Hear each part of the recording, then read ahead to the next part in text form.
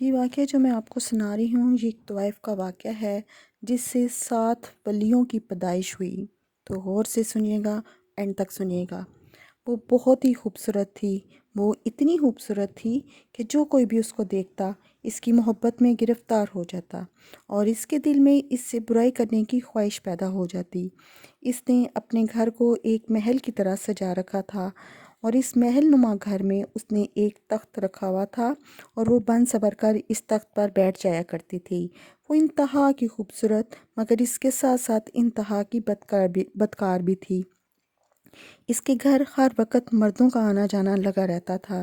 ایک دن ایک شخص وہاں سے گزرا، اس کی نظر اس عورت پر پڑی۔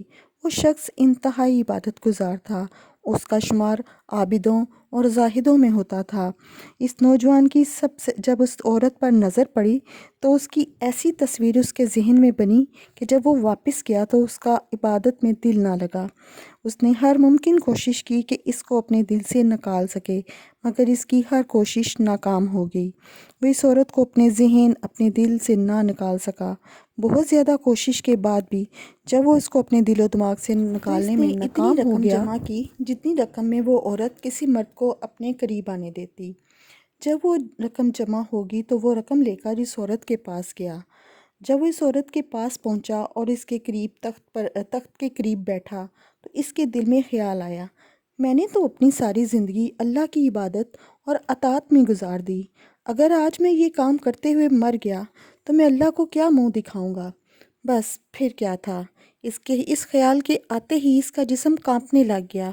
اس نے اس عورت سے کہا، میں نے جانا ہے، مجھے کچھ ضروری کام یاد آ گیا۔ عورت نے کہا، چلے جانا، مگر جس کام سے آئے ہو پہلے وہ کام تو کرتے جاؤ۔ عورت کے بار بار اصرار کرنے پر بھی اس نے کہا کہ میں نے اپنی ساری زندگی اللہ کی عبادت اور اس کے ڈر میں گزار دی۔ اگر آج میں یہ کام کرتا ہوں تو میں اللہ کو ناراض نہیں کر دوں گا اور میں اللہ کو ناراض نہیں کرنا چاہتا۔ یہ کہہ کر وہ وہاں سے چلا گیا۔ جب وہ وہاں سے چلا گیا تو اس عورت نے سوچا کہ میں اتنی خوبصورت اور حسین و جمیل عورت ہوں، آج تک کوئی بھی مرد جو میرے قریب آیا مجھ سے برائی کیے بغیر نہ رہ سکا، مگر یہ کیسا جوان تھا جس کے دل میں اللہ کا اتنا ڈر؟ اس خیال کے بار بار آنے پر اس کو جھنجھوڑ کے رکھ دیا۔ اس نے سوچا کہ میں بھی آج کے بعد یہ کام نہیں کروں گی، اللہ سے توبہ کروں گی، اور وہ حضرت موسیٰ علیہ السلام کے پاس چلی گئی۔ وہ اللہ کے نبی ہیں، ان سے دریافت کروں گی کہ کیا میری جیسی گنہگار عورت کے لیے بھی توبہ کی کوئی گنجائش ہے؟ اللہ کے ہاں میرے لیے بھی معافی ہے؟ جب وہ عورت حضرت موسیٰ علیہ السلام کے پاس گئی تو اس دن حضرت موسیٰ علیہ السلام لوگوں کو تعلیم دے رہے تھے۔ عورت نے اس مجمع میں سے کسی ایک مرد کو بلایا اور کہا کہ حضرت موسیٰ سے کہو کہ فلاں عورت آپ سے ملنا چاہتی ہے۔ جب وہ بے وقوف مرد جا کر بڑے مجمع میں اونچی آواز میں بولا، حضرت موسیٰ سے کہا کہ فلاں عورت آپ سے ملنا چاہتی ہے۔ اب وہ تو تھی نامی گرامی بدنام عورت۔ حضرت موسیٰ کو بہت غصہ آیا۔ آپ نے سختی سے کہا کہ میں اس سے ملنا نہیں چاہتا، اس سے کہو کہ یہاں سے چلی جائے۔ اس مرد نے آ کر ایسے ہی اس عورت کو جواب دیا اور وہ عورت ٹوٹے ہوئے دل کے ساتھ واپس آ گئی۔ راستے میں وہ زاروں قطار روتی آئی اور پورے راستے میں وہ یہی سوچتی آئی کہ میں اتنی بری ہوں کہ اللہ کے نبی نے مجھ سے ملنے سے بھی انکار کر دیا۔ اب تو میری بخشش نہیں ہو سکتی، اب میں کیا کروں گی؟ گھر آ کر اس نے اپنے آپ کو ایک کمرے میں بند کر لیا۔ اس کو اور تو کچھ پتہ نہ تھا مگر اس نے کہیں سے سنا تھا کہ جب اللہ کو ملنا ہو تو سجدے میں اس سے معافی مانگو، اور وہ سجدے میں گر کر روتی رہی، اللہ سے معافی مانگتی رہی۔ اتنی دیر میں دروازے پر دستک ہوئی۔ اس عورت نے سوچا کہ شاید مجھ سے ملنے کے لیے کوئی مرد آیا ہے، کیونکہ مردوں کا وہاں تو آنا جانا لگا ہی رہتا تھا۔ اس نے یہ سوچا اور یہی سوچ کے بعد اس نے دروازہ نہ کھولا مگر متواتر دستک ہوتی رہی، اور بالآخر اس نے دروازہ کھولا تو وہ کیا دیکھتی ہے کہ سامنے اللہ کے نبی حضرت موسیٰ کھڑے ہیں۔ اس عورت نے حیرانی سے پوچھا، اے اللہ کے نبی، آپ میرے دروازے پر؟ حضرت موسیٰ علیہ السلام نے جواب دیا، جب تم میرے پاس آئی تھی تو میں لوگوں کو تبلیغ کر رہا تھا اور میں نے خود تم سے ملنے سے انکار کر دیا۔ جب تم چلی گئی تو حضرت جبرائیل علیہ السلام میرے پاس آئے اور اللہ کا پیغام لے کر آئے۔ کہا کہ اللہ تعالیٰ نے فرمایا ہے، اے میرے پیغمبر، میری ایک بندی آپ سے میرا رستہ پوچھنے آئی تھی، آپ نے اسے ڈانٹ دیا۔ مجھے اللہ نے کہا کہ اب تم اس کے گھر جاؤ اور اس سے کہو کہ تم نے توبہ کی اور اللہ تعالیٰ تم سے اتنے خوش ہیں کہ انہوں نے تمہارے سارے گناہ معاف کر دیے۔ اگلے دن اس عورت نے سوچا، اب میرا اس بستی میں رہنا بہت مشکل ہے۔ اب اگر میں یہاں رہی تو یہاں کے تمام مرد میرے ساتھ برائی کرنے کے لیے آتے رہیں گے، کیونکہ میں نے تو توبہ کر لی ہے۔ اب مجھے اس بستی کو چھوڑ کر جانا چاہیے۔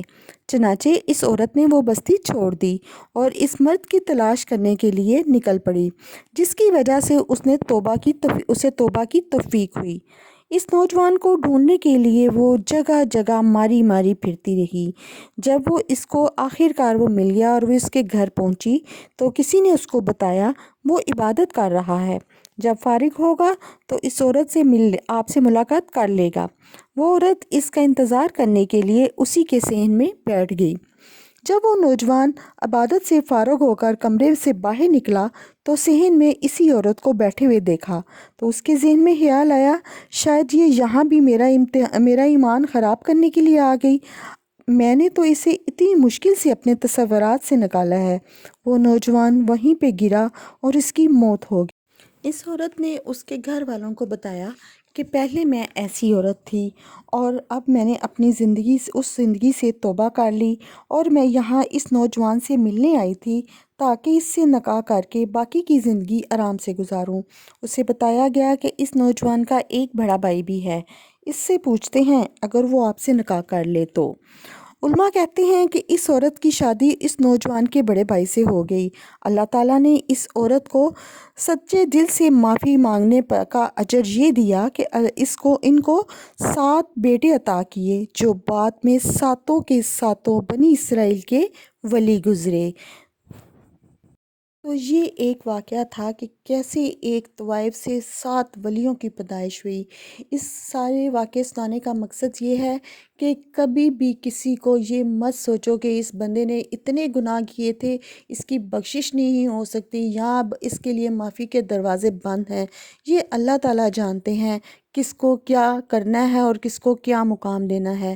ہمیں جزا اور سزا کا حق ہمیں نہیں، اللہ تعالیٰ کو ہے۔ بندوں کو یہ حق اپنے ہاتھ میں لینے کا کوئی حق نہیں۔ اس کے ساتھ ہی مجھے اجازت دیجیے، دعاؤں میں یاد رکھیے گا اور اپنا بہت سا خیال رکھیے گا جی۔ اوکے، اللہ حافظ۔